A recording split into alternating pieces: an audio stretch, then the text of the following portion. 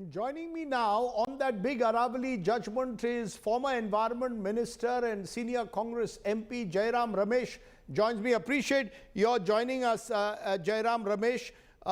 You have said that this court judgment is only a temporary respite, but the struggle to save the Aravalis from the machinations of the Modi government to open it up to mining, real estate and other activities will be resisted in a sustained manner. You've even called for the Environment Minister Bhupender Yadav to resign.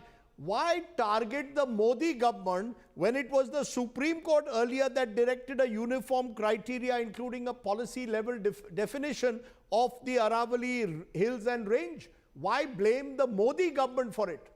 Did the Modi government challenge the November 20th definition, the redefinition of the Aravalis that took place on the November 20th, 2025 as a consequence of the Supreme Court judgment? Did the Modi government challenge it? The Modi government embraced it. It wrote a letter to all the chief ministers, the state governments, the 4 BJP state governments, Delhi, Haryana, Rajasthan and Gujarat, asking for an implementation of the Supreme Court directive. No, but Mr. Jairam Ramesh, isn't it a fact that it was the Rajasthan government when Ashok Gehlot and the Congress was in power which had formally established the Aravali definition based on the 2002 committee report of the state government? The Supreme Court merely ensured that there was uniformity across the states. This is complete misinformation. From 2012, in Rajasthan, the Forest Survey of India's definition of what constitutes the Aravalis has held till the 20th of November 2025. So it's wrong to say that the Gehlot government changed the definition. The Forest Survey of India gave a report on the 25th of August 2010.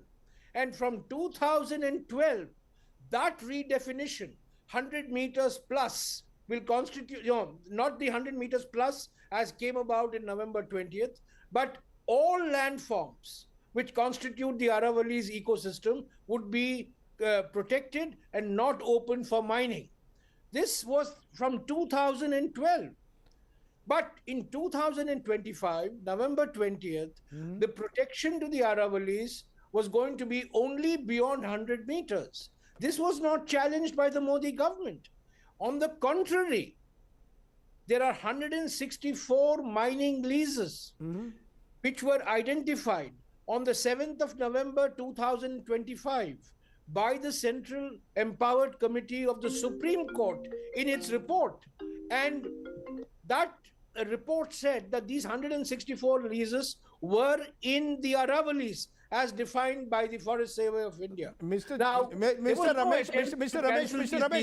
Ramesh, just a minute. I want to quote what Union Environment Minister, and I'll play his interview in a moment, Bhupender Yadav had told us in an interview with India Today last week. He said out of the 1,008 mines that are running in Rajasthan, 700 mines were set up under the Ashok Gehlot regime based on a similar 100-meter definition that you now oppose.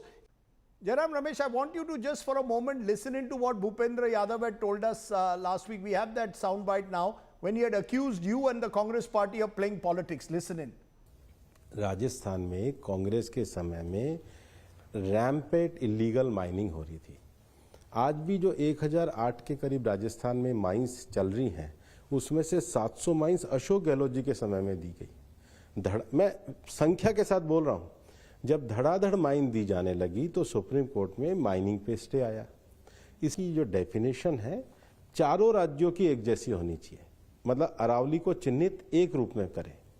पर ये लोग भूल रहे हैं कि अरावली में जो protected area है उस पे माइनिंग होती ही नहीं है। Jairam Ramesh, as you can see, he's blaming the Ashok Gehlot government, and interestingly, in a 2002 affidavit to the Supreme Court, the Congress government in Rajasthan had highlighted mining sector generates employment, including employment for 1.75 lakh people. Now, the same the same Ashok Gehlot is calling for a complete ban on mining. The question is your stand also hypocritical only for political gain? Say one thing in government, one thing in opposition. This is classic Bhupender Yadav diversionary tactic. The real issue is 100-meter plus redefinition of the Aravalis. That's the issue here. No, do you want Now, a complete ban? No, my when- point is when Ashok Gehlot, Mr. Ramesh called for a complete ban now. The same Ashok Gehlot was allowing mining. It was Mr. Ashok Gehlot who was chief minister when the FSI definition of the Aravalis was implemented from 2012 onwards. In 2012, Mr. Ashok Gehlot was the CM of Rajasthan. The FSI definition of the Aravalis, which was abandoned by the Modi government after the 20th of November 2025.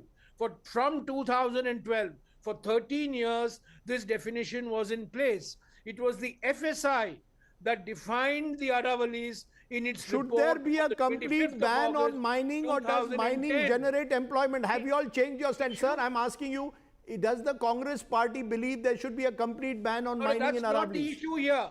The issue here is on the redefinition of the Aravalis. Let's not get into other issues. This is what Mr. Yadav and the Modi government want.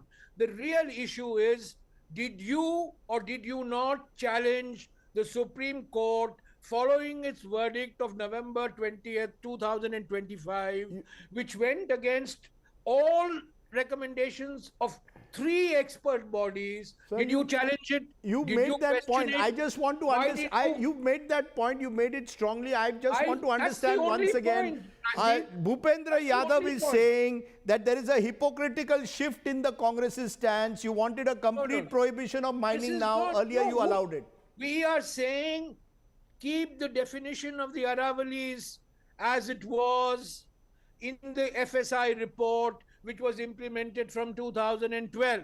Okay. We are saying do not restrict the Aravalis only to 100 meters plus. And it's not a question of the Congress party. It's a recommendation of the Forest Survey of India.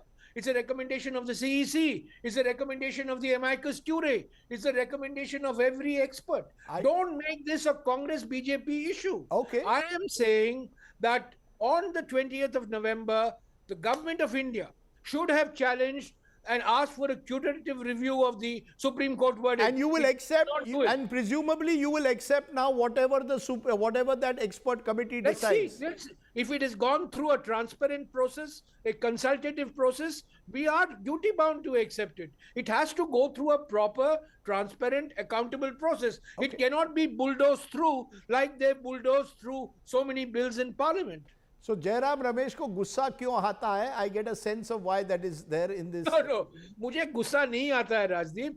मुझे गुस्सा इसलिए आता है क्योंकि भूपेंद्र यादव जी मुझ पर इल्जाम लगाते हैं कि मैं राजनीति कर रहा हूं. मैं कोई सन्यासी संगठन का सदस्य नहीं हूं.